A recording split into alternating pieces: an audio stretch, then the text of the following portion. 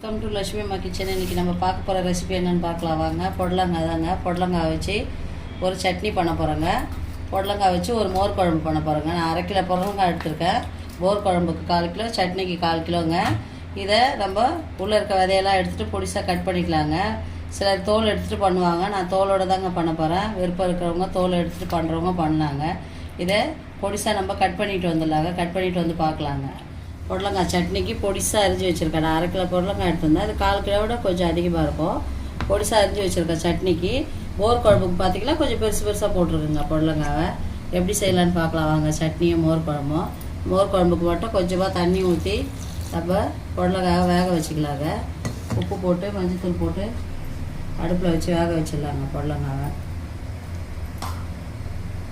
தேவையான உப்பு போட்டு வச்சிடலாங்க.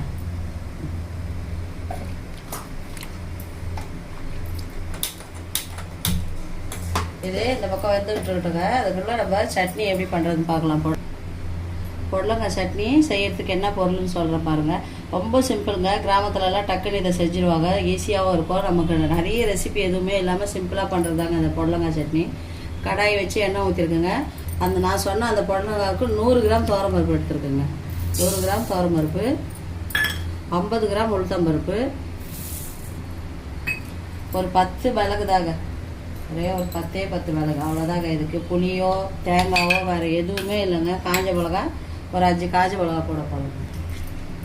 ஒரு 5 காஞ்ச மிளகா வச்சுருக்கேங்க. புளி எதுவும் போட போகிறதில்ல. நம்ம இதனால் காரம் கரெக்டாக வைக்க போகிறோம். தேங்காய் புளியெலாம் இல்லாமல் தாங்க இந்த சட்னி பண்ண போகிறோம். இது எல்லாத்தையும் நம்ம நல்லா வறுத்து எடுத்துக்கலாங்க. அப்போ எண்ணெயிலேயே நல்லா இந்த பருப்புலாம், இந்த மிளகு, இந்த காஞ்ச மிளகாலாம் நல்லா வறுத்து எடுத்துடலாங்க. நல்லா சவுக்க வறுத்துச்சு பாருங்கள். இந்த மாதிரி நம்ம பொறுமையாக வறுத்து எடுத்துக்கணுங்க. இது கூடவே கொஞ்சமாக பெருங்காயம் போட்டு நம்ம சுற்றி வறுத்து எடுத்துக்கலாங்க. பெருங்காயம் போட்டு நம்ம எல்லாத்தையும் இதை எடுத்துடலாங்க. ஆறின உடனே அரைக்கணும். இதுலேயே நம்ம புடலங்காய் போட்டு வறுத்து எடுத்துடலாங்க. வதக்கி கொஞ்சமாக உப்பு போட்டு நம்ம அந்த கடாயிலேருந்து எடுத்துட்டோங்க. நல்லா வறுந்து வந்திருக்கு பாருங்கள். இந்த அளவுக்கு ரொம்ப பொறுமையாக வறுக்கணும். அந்த உளுத்தம் பருப்பு துவரம் பருப்புலாம் வாசனை வரும். அந்த அளவுக்கு வறுத்து எடுத்துக்கங்க. இப்போ இந்த புடலங்காயை அதிலே போட்டு நம்ம உப்பு போட்டு அப்படியே வதக்கி எடுத்துக்கலாங்க. தேவையான உப்பு போட்டு ஒரு 5 நிமிஷம் புடலங்காய் அதிலே தண்ணி விட்டுரும், வதங்கிடும். தேவையான அளவுக்கு ஒரு 5 நிமிஷம் அப்படியே தட்டு போட்டு மூடி இதை நல்லா வதக்கி எடுத்துக்கலாங்க.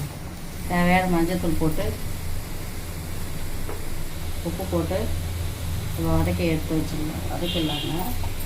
5 நிமிஷம் ஆகும் இது வதக்கி எடுக்க. புடலங்காய் பார்த்தீங்கன்னா நல்லா வெந்துச்சு பாருங்கள். நல்லா வெந்துச்சு, கலர் மாறி இருக்கு பாருங்கள் காய். இப்போ இந்த ஸ்டேஜில் நம்ம இந்த மோர் குழம்புக்கு என்ன அரைக்கிறதுன்னு பார்க்கலாம். ஒரு 2 ஸ்பூன் துவரம் பருப்புங்க. தனியா பாருங்கள், தனியா 1 ஸ்பூன் போட்டு நான் ஊற வச்சுருக்கேன் 2 மணி நேரமாக. 2 ஸ்பூன் துவரம் பருப்பு, 200 கிராம் தயிருங்க. அந்த புடலங்காய்க்கு 2 ஸ்பூன் துவரம் பருப்பு, 1 ஸ்பூனு தனியா, கொத்தமல்லி, தனியா நான் ஊற வச்சுருக்கேன். இதை போட்டுடலாங்க. மோர் குழம்பு ரொம்ப டேஸ்ட்டாக இருக்குங்க. இது கூடவே 1/2 முடி தேங்காய், ஒரு முடியில் 1/2 முடி சின்ன தேங்காய் தான் எடுத்து வச்சுருக்கேன். ஒரு 3 பச்சை மிளகாய், கொஞ்சமாக நம்ம சீரகம் போட்டுக்கலாம். இது எல்லாத்தையும் நம்ம நைஸாக அரைச்சி எடுத்துக்க போகிறோம். கொஞ்சம் தண்ணி விட்டு அரைச்சிட்டு வந்துடலாங்க.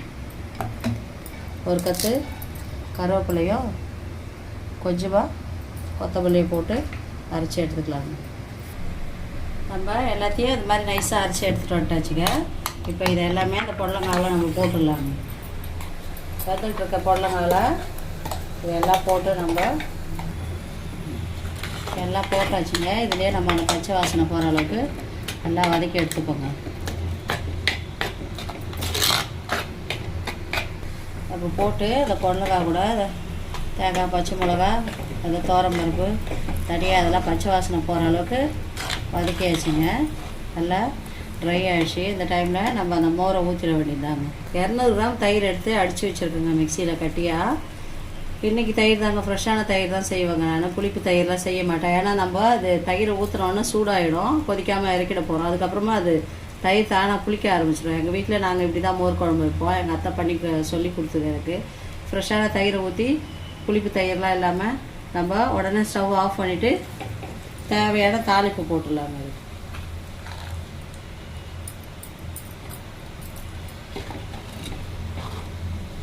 பொடலங்காய் மோர் குழம்பு ரொம்பவே நல்லா இருக்குங்க. இதில் பூண்டு இஞ்சி எதுவுமே சேர்க்க மாட்டாங்கங்க. அப்போது எங்கள் மாமியார் எங்கள் அத்தை எனக்கு சொல்லி கொடுத்த மாதிரி நான் உங்களுக்கு செஞ்சு காமிக்கிறேன். அவங்க இதுதான் பண்ணுவாங்க, அப்படி தான் பண்ணுவாங்க. அது தண்ணியே கூட கொஞ்சம் சேர்த்துடலாங்க. அவ்வளோதாங்க இந்த மோர் குழம்பு. நம்ம கொதிக்க விடக்கூடாது, நல்லா கலக்கிட்டு ஆஃப் பண்ணிடலாங்க. இதுக்கு ஒரு தாளிப்பு 2 காஞ்ச மிளகாலாம் போட்டு தாளிச்சிடலாங்க. மோர் குழம்பு சூப்பராக ரெடி ஆகிடுச்சிங்க. நான் பொடலங்காய் கூட உப்பு போட்டிருந்தேன். உப்பு பத்தலைன்னா திருப்பி பார்த்து உப்பு போட்டுக்கணுங்க, ஏன்னா தயிர் ஊற்றிருக்கோம்ல. அவ்வளோதாங்க, மோர் ஊற்றி ஒரு 2 நிமிஷம் நம்ம கொதிக்க விடாமல் ஒரு வாரம் கட்டி வரும்போது ஸ்டவ் ஆஃப் பண்ணிடலாங்க. பாருங்கள் லைட்டாக அதான் பாருங்கள் லைட்டாக கொதி வாரி வருது பாருங்கள். அவ்வளோதாங்க, ஸ்டவ்வை நம்ம ஆஃப் பண்ணிடலாங்க. இதுக்கப்புறம் ஒரு தாளிப்பு போட்டுடலாம். சூப்பரான மோர் குழம்பு ரெடிங்க.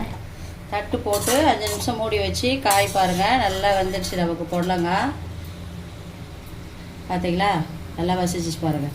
இது பிச்சு பொடலங்காய் தாங்க.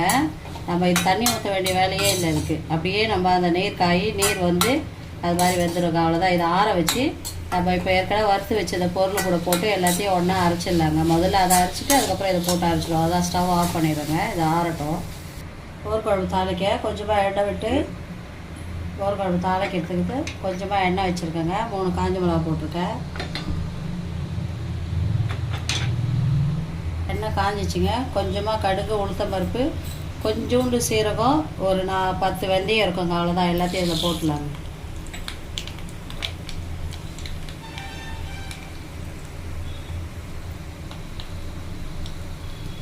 எல்லாம் பொரிஞ்சிச்சுங்க. இது கூடவே நம்ம நல்லா பெருங்காயம் நிறைய போட்டுக்கலாங்க. இது கூடவே பச்சை கருவேப்பிலை. அவ்வளோதாங்க, இந்த மோர் குழம்புல போட்டுக்கலாங்க. சூப்பரான மோர் குழம்பு ரெடிங்க. இறக்கி வச்சிடலாம். நம்ம வறுத்து வச்சுருந்த பொருள் சட்னிக்கு, பொடலங்காய் சட்னிக்குங்க. இது மோர் குழம்பு முடிஞ்சிடுச்சு. வறுத்து வச்சுருந்த இந்த பொருளெல்லாம் போட்டு நம்ம முதல்ல அரைச்சி எடுத்துப்போங்க. அதுக்கப்புறம் பொடலங்காய் போட்டு அரைக்கலாம். நம்ம இது மாதிரி போட்டு முதல்ல அரைச்சாச்சுங்க. இதுக்கப்புறம் இது கூட எல்லா பொடலங்காயும் சேர்த்துடலாங்க. நம்ம இதுக்கு நம்ம புளியோ தேங்காவோ எதுவுமே சேர்க்கலைங்க. ஆனால் சட்னி ரொம்ப சூப்பராக இருக்குங்க. இட்லி, தோசை கூட, நீங்கள் ரைஸ் கூட எல்லாம் வச்சு சாப்பிட்லாம். அவ்வளோ நல்லாயிருக்கும் பொடலங்காய் சட்னி. இது போட்டு எல்லாம் அரைச்சி எடுத்துகிட்டு வந்தாச்சுங்க. மாற்றிட்டு நம்ம இதுக்கு ஒரு தாளிப்பு போட வேண்டியதாங்க.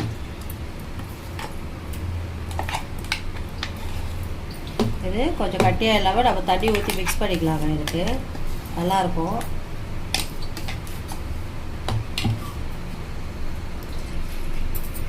தண்ணி விட்றாங்க.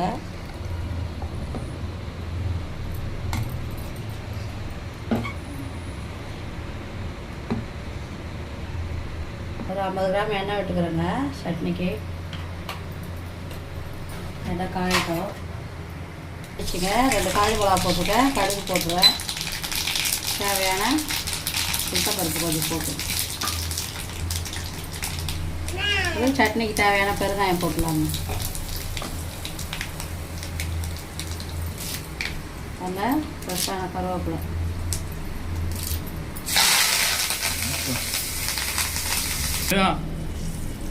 தாளிப்பு இதில் போட்டுடலாம்.